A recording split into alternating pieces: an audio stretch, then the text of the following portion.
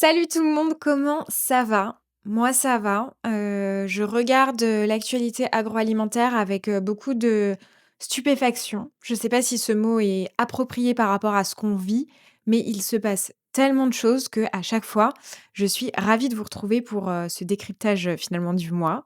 Alors au menu du jour, on va avoir, évidemment les 294 supermarchés qui vont passer sous la bannière, Netto et Intermarché. On a le Sénat qui vient de dire non au Nutri-Score obligatoire. On a le nouveau plan Casino Renouveau 2030 et enfin, évidemment, comme tous les mois, les résultats, des parts de marché du mois. Allez, on attaque tout de suite pour pas perdre de temps. Bienvenue sur Sans filtre ajouté, le média qui raconte l'actualité du commerce alimentaire du mois avec beaucoup d'humains et puis je vous le raconte à ma façon. Merci de me suivre. Encore une fois à tous, vous pouvez retrouver le podcast en podcast, évidemment sur toutes les plateformes d'écoute, Apple Podcasts, Spotify et puis vous pouvez me retrouver sur YouTube si vous voulez avoir, l'image, sachez-le, sur Sans filtre ajouté. Alors, on commence tout de suite avec les 294 magasins qui vont passer sous la bannière Netto ou Intermarché. Alors, c'est un peu un séisme, effectivement dans la grande distribution. On a tous vécu, la saga Casino. On se posait la question, c'était le dernier épisode. On savait effectivement que ça allait bouger, côté Auchan. Mais là, Auchan viennent de nous sortir quand même un sacré plot twist. On pourrait même parler de télé, feuilleton de la grande distribution. Il y a 294, supermarchés qui vont passer sous la bannière Intermarché et Netto, presque 300. Auchan, va garder les hyper. C'est assez technique, je vais vous expliquer tout, sans filtre. Alors ça s'est passé il y a pas si longtemps que ça, on se parle du 25 novembre et Auchan, a annoncé à tous les salariés alors j'ai lu sur certains commentaires que certains salariés découvraient ça sur LinkedIn assez étonnamment, mais Auchan a dit en gros: «Bon les gars, vous voyez tout notre parc, de super, eh bien on va changer, de logo et enfin tous les logos, des devantures pour les passer sous bannière Intermarché et Netto. Alors je vous vois venir, bien joué le Thierry et cetera, on va y venir, step by step. Mais en tout cas, les magasins concernés, ce sont ceux qui sont entre 400 carrés et 2 500 carrés, comme ça on pose les choses, c'est-à-dire évidemment le cœur du format supermarché. Ça représente 454 000 carrés de carrelage, 3,3 milliards de chiffre d'affaires, rien que ça, et des régions entières où l'oiseau rouge va disparaître au profit de Intermarché. Alors, pour rentrer un peu plus dans le détail, en région Île-de-France, on se parle de 84 magasins, en, Auvergne-Rhône-Alpes 45 et en PACA 35. Alors, qu'est-ce que ça veut dire concrètement? En fait, Auchan ne vend pas, ses magasins, ils deviennent une nouvelle entité. Alors attendez, hop, je mets ma petite couverture parce qu'il fait froid. Imaginez dans une pièce, ça pourrait être le début d'une bonne blague. Imaginez Auchan, qui dit à Intermarché: «Je suis crevé». Et imaginez Intermarché qui répond: «T'inquiète mon champion, je prends le relais, et tu me payes une redevance au passage». En gros, c'est un peu ça le mécanisme et hop, Auchan garde la propriété, mais abandonne, l'enseigne, l'offre, les marques distributeurs et même la déco intérieure puisque tout revient à Intermarché. Ce qui est intéressant, c'est que, c'est un peu un aveu, de «galère» entre guillemets, que fait Auchan parce que c'est assez fort quand même, d'annoncer ça. Mais il faut se dire qu'aujourd'hui, si on fait le bilan des comptes, Auchan est déficitaire sur, son circuit, supermarché. Son EBITDA est négatif et il y a 2 magasins sur 3 qui perdent de l'argent. Donc concrètement, Auchan là, sur, Auchan aujourd'hui, c'est 147 millions de pertes au S1. Donc Guillaume Darras, le PDG, il est en mode: «On sauve la baraque, et on coupe ce qu'il faut couper, quoi et surtout on revient compétitif en prix. Alors on pourrait se dire c'est un aveu de faiblesse, quelque part, c'est un choix, qui est tout à fait, raisonnable, quelque part. Parce que, si on parle de prix, c'est quand même un peu le nerf de la guerre, surtout en ce moment. L'indice prix en termes de supermarché d'Auchan, il est à 107. Donc traduction, ils sont bien trop chers, évidemment, par rapport au marché. Et avec Intermarché, ils espèrent gagner, 6 points de compétitivité prix, ce qui fait complètement sens et 6 points, évidemment, c'est énorme. C'est, ce qui fait passer dans la tête du shopper un, je vais jamais chez Auchan, ah j'y vais parce que c'est intéressant, quoi. Donc côté Intermarché, les mousquetaires, qu'est-ce qu'on se dit? Bah, Intermarché, il ouvre le champagne, merci Titi. Effectivement, l'opération leur permet de passer de 17 à 19 points de part de marché. L'objectif, c'est 20 et on y est, vraiment pas loin. Et Intermarché, petit à petit, se rapproche des parts de marché de Carrefour, qui est encore un peu devant. Mais concrètement, Intermarché avec Casino, Colruyt et les Auchan SM, Cotillard coche effectivement aujourd'hui toutes les cases de son bingo stratégique. Et leur modèle, producteur et commerçant prend de plus en plus d'ampleur. Ils vont pouvoir, injecter effectivement 500 € du mètre carré pour remettre ce petit monde au propre, donc c'est quand même pas rien, et c'est un fort budget, mais qui va permettre de remettre, tout le carrelage effectivement, en ordre de marche pour ces changements majeurs. Effectivement, ces changements-là, ils ne sont pas décorrélés d'inquiétude puisque on se parle aussi d'un changement pour 11 400 salariés et une logistique qui va devoir être recalibrée. Donc forcément, les syndicats, brandissent le drapeau. La CGT a, tweeté tremblement de terre. On a la CFTC, qui a noté, abasourdi. Donc forcément, il y a des craintes de perte d'emploi, des craintes de, logistique et puis les franchisés, eux, je suis pas sûre qu'ils aient envie de devenir Intermarché, quoi, parce que c'est quand même un changement, de modèle. Donc voilà un petit peu, le contexte. On continue dans un paysage de, centralisation de la distribution, de redessiner le paysage français. J'étais en interview pas plus tard qu'hier avec Sylvain Ferry, de Coopérative U et il disait à juste titre et ça illustre tout à fait, cette actualité que le paysage se redessine, mais c'est pas nouveau, et ça va continuer probablement. Entre 2020 et 2030, il va y avoir des changements majeurs en grande distribution. Alors, moi, je vous pose la question tout de même, ça m'intéresse d'avoir vos retours là-dessus. Est-ce que pour Auchan, c'est un choix stratégique ou c'est la dernière cartouche de l'enseigne pour éviter un scénario à la Casino? Et puis, voilà, quand un acteur cède, autant de terrain, qui sera le prochain? Qu'est-ce qu'on en dit de cette actualité? Je suis, tout oui et j'aime bien quand on échange, quand on discute, écrivez-moi sur Instagram, écrivez-moi sur, LinkedIn. Bref, réagissons, trop intéressant quoi de ces actualités. Enfin, ça peut faire un peu flipper, j'avoue. Ça me fait flipper moi, mais je trouve ça très intéressant à analyser. Deuxième actualité du mois, on a le Sénat qui flingue le Nutri-Score obligatoire. Alors, on va se parler du Nutri-Score. Le Sénat, récemment là, vient de dire non à la généralisation obligatoire du Nutri-Score.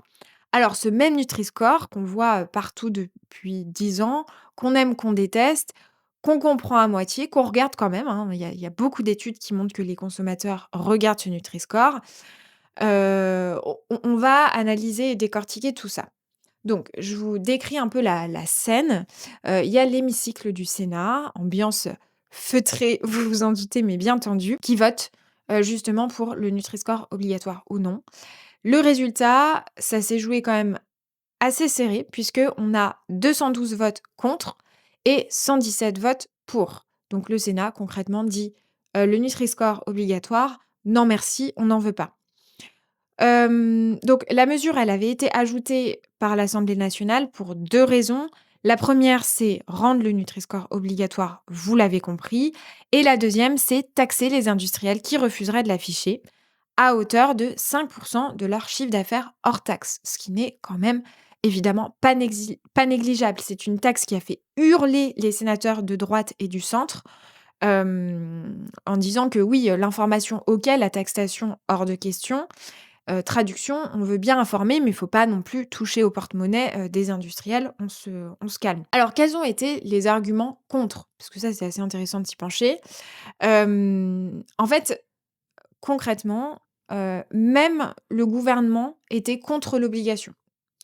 En fait, le ministre de la santé, a dit: «Ça risque de pas passer juridiquement au niveau européen». Et les commissions ont ajouté en disant: «Bah, non, effectivement, on a consulté, les filières, ça passera pas. Donc on met un amendement, on croise les doigts, puis on verra après, ça peut pas fonctionné et tout le monde s'est dit que c'était un peu rapide, un peu bancal et en termes d'exécution, c'est potentiellement explosif. Et surtout, il y a beaucoup d'industriels, notamment, vous vous en doutez, dans l'univers, par exemple, du fromage, qui se sont dit: «Mais ça peut totalement tuer, certaines filières de terroir». Toutes les filières AOC, AOP, IGP, label rouge, même les produits enfin, tous les produits fermiers, tout le monde était en mode, «Touche pas à mon terroir, touche pas à mon 5 hectares» ou autres qui, effectivement, sont, pas très bien notés. Parce qu'un IGP, ça ne garantit pas un meilleur ingrédient d'un point de vue nutritionnel et on n'achète pas, ces produits pour, la santé, on les achète pour se faire plaisir. Je grossis un peu le trait pour que tout le monde comprenne, mais voilà et puis dans le lot, effectivement, il y a quand même des poids lourds, hein. On se parle de Lactalis, Savencia, Sodial et c'est des industriels qui ont absolument pas envie de voir sur leur fromage un Nutri-Score D ou E, placardé sur leurs produits phares.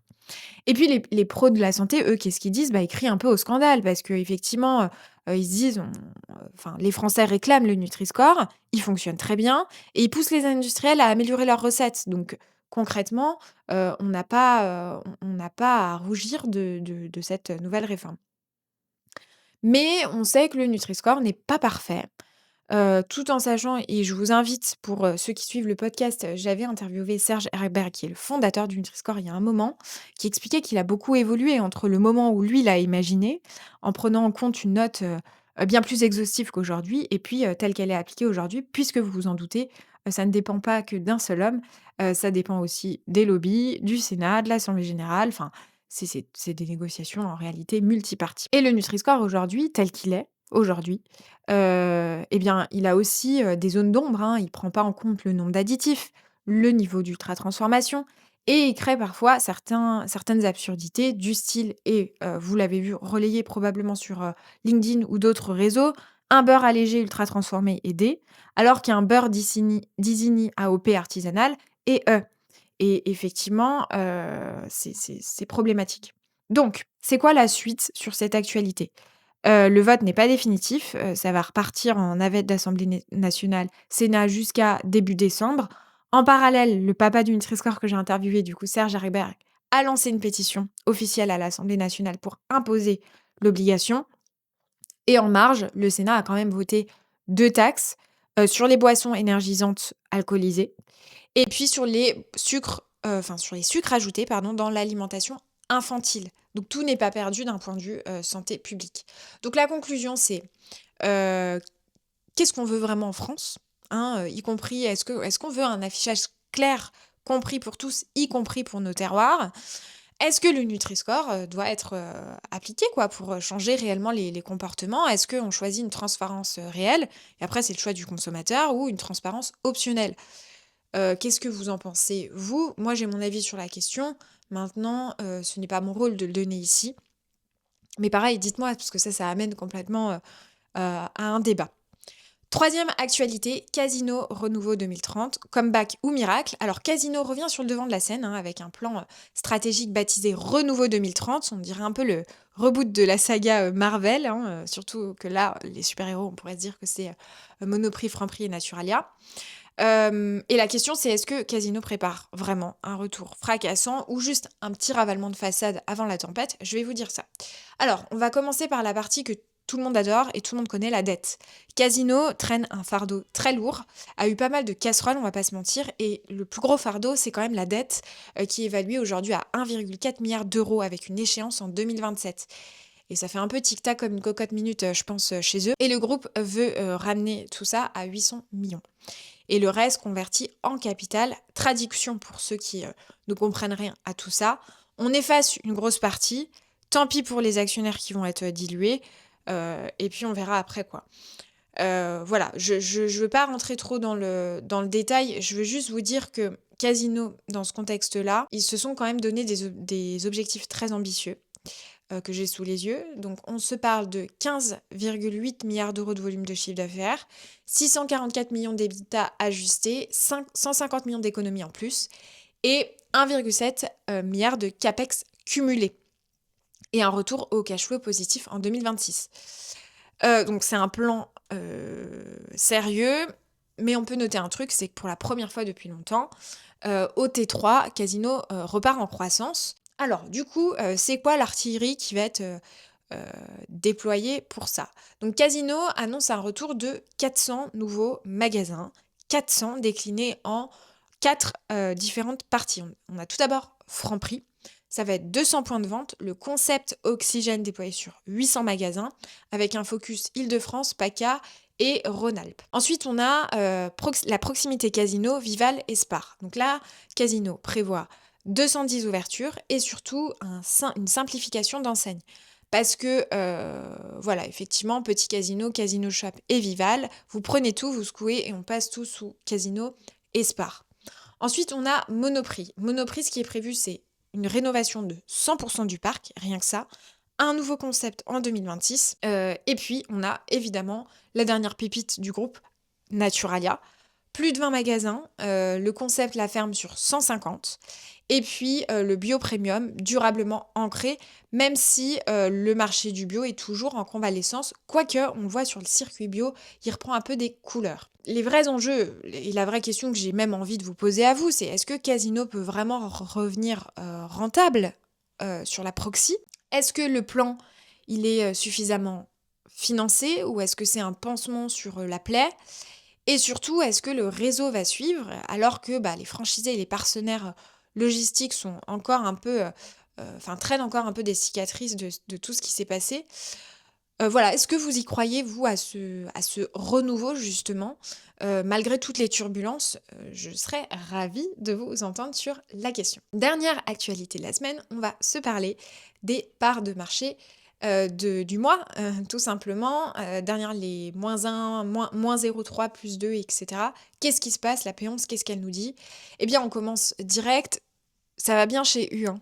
Enfin, vraiment, enfin, là, on le voit, plus 0,5 points de part de marché qui mène U à 12,9 de part de marché, c'est beaucoup. Après, faut pas tergiverser non plus sur la question. On sait très bien que, c'est aussi grâce au mouvement de parc Shiver, hein, plus 33 magasins d'un coup, c'est pas rien. Évidemment que ça fait bouger, mais ça enlève rien au fait que, ils se portent très bien et que ça se passe bien pour eux. Leclerc ensuite, eh bien revient, de son petit moment de faiblesse sur l'AP10. On note un plus 0,3, qui les mène à 24,4, de part de marché et c'est surtout, et c'est pas négligeable, 709 000 clients en magasin, 228 000 clients en drive.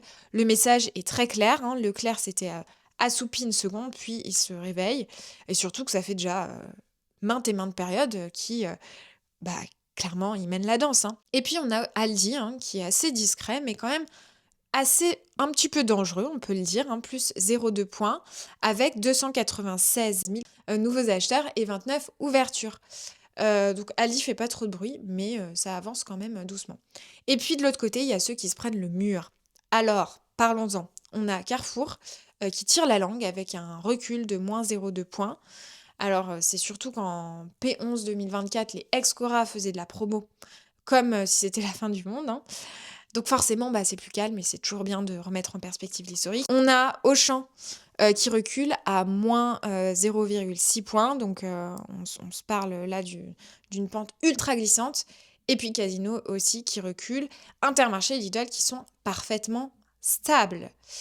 Voilà pour les parts de marché, hein. Est-ce que on parle encore de parts de marché ou de l'enseigne qui va occuper le plus le terrain et qui va racheter plus vite que les autres?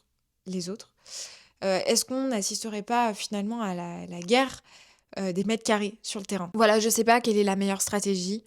En tout cas, c'est intéressant de se le noter. Voilà, en 20 minutes top chrono, j'ai essayé de vous résumer les 4 actualités majeures. Il y en a bien plus. Je vous invite à lire tous les magazines de mes confrères qui décryptent l'actualité absolument merveilleusement bien. LSA, Linéaire, pour ne pas les citer, mes magazines chouchous que je lis en table de chevet et dans d'autres endroits de ma maison. Je vais pas vous développer ça tout de suite. Mais en tout cas, voilà, j'espère que ce podcast vous a plu. J'essaie toujours de démocratiser la grande industrie qui est un monde complexe, intéressant, passionnant. N'hésitez pas à me rejoindre. Sur les différents réseaux, vous avez tous les dimanches les actualités agroalimentaires de la semaine avec toutes les dinos qui sortent. Et il y en a beaucoup, c'est hyper intéressant pour regarder et capter les tendances au plus proche. Vous avez le podcast où j'interviewe de façon beaucoup plus profonde les acteurs qui font notre commerce alimentaire d'aujourd'hui et de demain. Et puis, vous pouvez me retrouver aussi en newsletter. Je vous raconte un peu ma vie sous un format un peu plus narré. Mais c'est vrai qu'avec mon activité où j'accompagne les dirigeants de PME à développer leur activité sur le marché, moi aussi j'apprends plein de trucs et je tiens à les remercier parce que, j'apprends beaucoup à leur contact et constamment au contact de la grande distribution. Encore hier, j'étais en rendez-vous chez U. La semaine prochaine, je serai chez Intermarché et Carrefour pour ne pas les citer. J'adore, merci parce que enfin, toute cette aventure, j'aurais pas pu la faire sans vous, sans vos écoutes, sans votre soutien et puis voilà, j'arrête de raconter ma vie. Allez, au mois prochain, bye bye.